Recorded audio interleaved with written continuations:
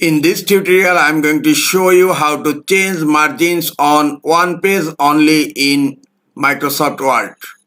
Sometimes it becomes very important for you, so don't forget to watch full video. To change margins on one page only in Microsoft Word, select the text on the page where you want to change margins. I have selected the second page and then click on Layout tab. You will find Margins option on upper left corner, and then you will find the last option, Custom Margins. Click on Custom Margins.